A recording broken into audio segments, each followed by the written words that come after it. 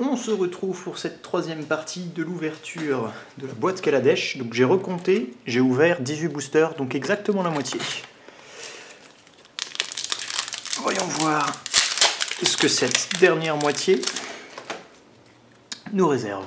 Parce que là on a eu plutôt du beau quand même. Hop là, voilà. Déjà 3 carcasses différentes, dont une invention. 2 terrains, 2 rares foils, un véhicule mythique dont je me souviens plus le nom qui était pas mal du tout non plus. Tour d'Inavolt, donc à chaque fois qu'on lance un sort d'éphémère ou de rituel on gagne 2 énergies et on peut en payer 5 pour qu'il inflige 3 blessures à une cible, créature ou joueur. Ça fait rien tout seul, donc c'est pas génial, pas génial. Après, ça peut être très rigolo dans des decks fun orientés énergie, évidemment. C'est vrai que la majorité des générateurs d'énergie ne donnent de l'énergie qu'une fois, c'est-à-dire lors de leur arrivée en jeu. Le point fort de ce genre de carte, c'est que ça va pouvoir vous donner de l'énergie plus régulièrement. Ça peut être intéressant. Mais dans les faits, c'est une carte qui ne sert à rien toute seule, donc c'est pas très fort.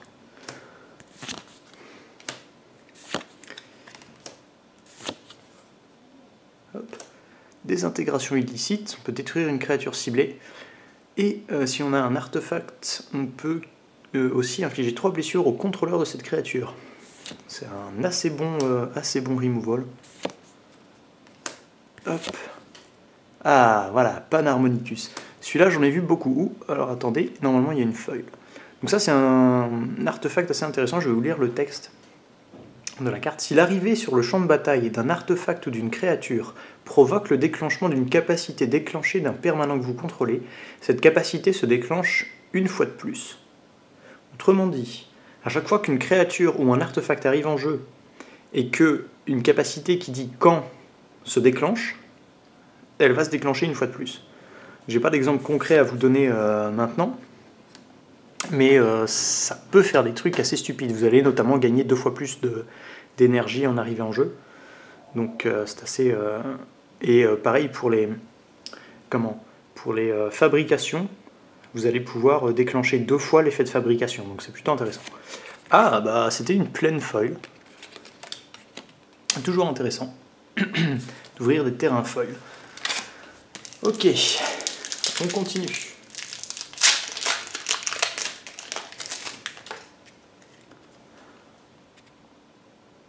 Hop.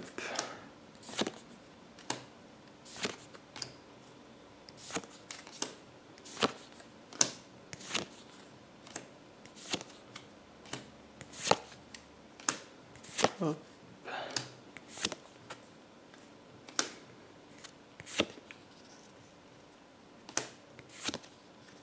Suspense pour la rare.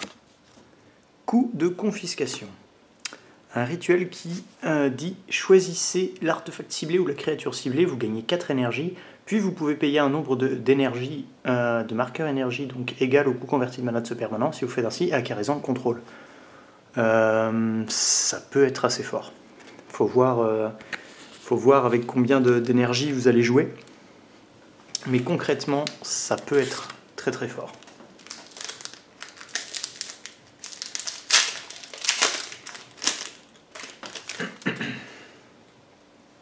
Hop.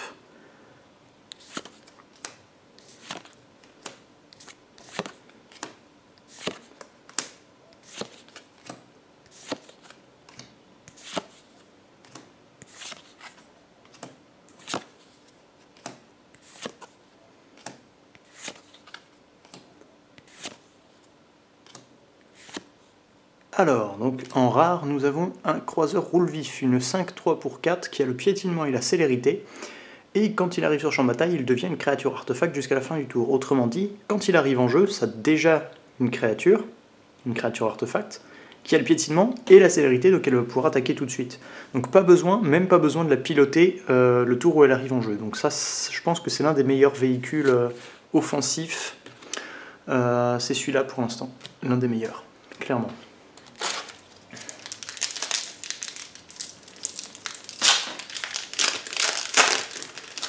On sent que je suis fatigué, je commence à ouvrir les boosters assez salement.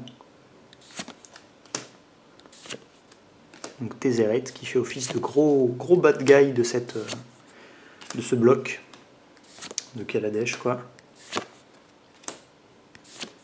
Un truc qui m'énerve et en même temps que je trouve plutôt sympa, c'est que maintenant les sentinelles apparaissent dans chaque édition, dans chaque bloc au moins.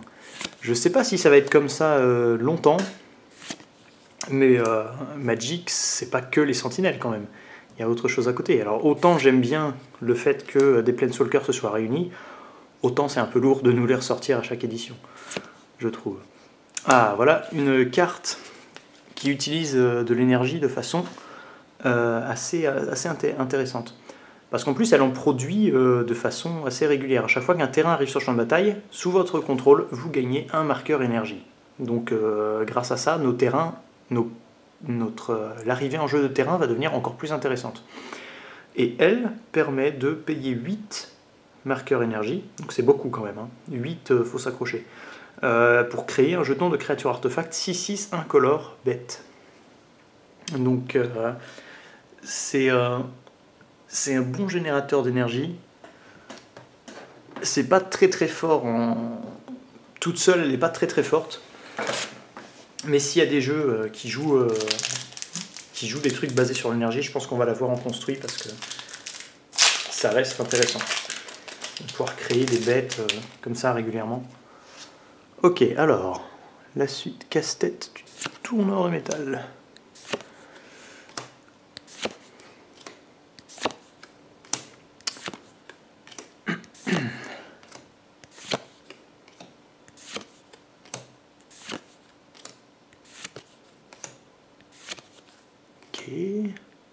Tir du baleinier volant, détruire une créature ciblée de force supérieure ou égale à 3 et regard 1.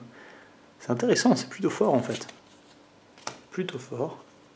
Supérieur ou égal à 3, ça va chercher presque toutes les créatures intéressantes du format. Donc c'est plutôt un bon removal, je trouve. Oh, donc en rare, nous avons une cour dissimulée. Donc le 3e biland, donc Fastland que je trouve dans cette boîte. Et la 3e cour dissimulée que j'ouvre depuis que j'achète des boosters Kaladesh. Je vais bientôt avoir le playset.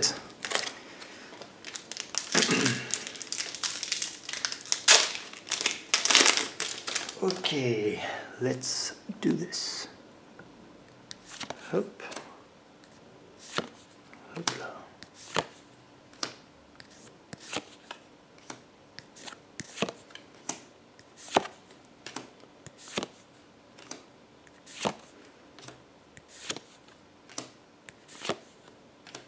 Ok.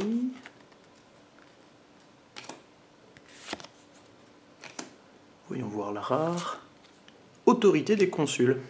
Une carte intéressante qui dit que, donc c'est un enchantement pour 1, les créatures que vos adversaires contrôlent arrivent sur le champ de bataille engagé. Et à chaque fois qu'une créature arrive sur le champ de bataille sous le contrôle de l'adversaire, on gagne 1 point de vie. Carte intéressante et relativement puissante, même très forte contre les jeux agressifs, qui mérite, je pense, d'être considérée en construit. Parce que techniquement, on a déjà Thalia qui a un effet similaire, sauf que Thalia dit que les terrains non base arrivent engagés également, donc c'est plus fort.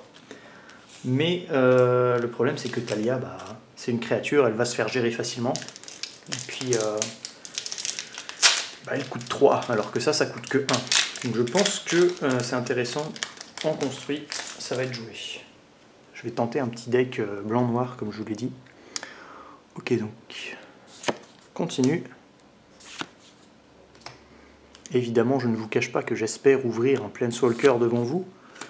Mais concrètement, je ne peux pas... Déjà là, je ne peux pas me plaindre de ma boîte. J'ai eu une invention et beaucoup de terrain de Fastland. Donc là, déjà, je suis satisfait de ma boîte. Tout le reste, ce sera du bonus très apprécié. Ok, encore un pilote vétéran.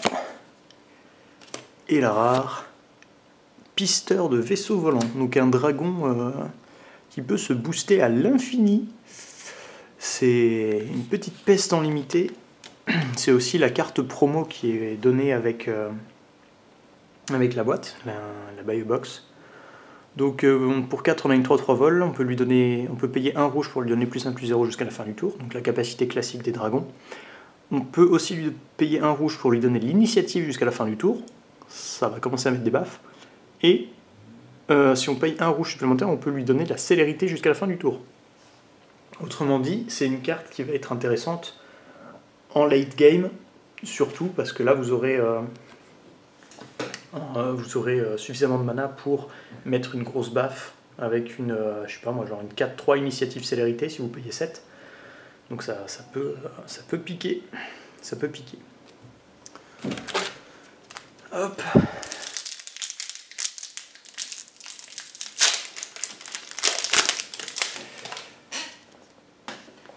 Voyons voir. Des rats prospères.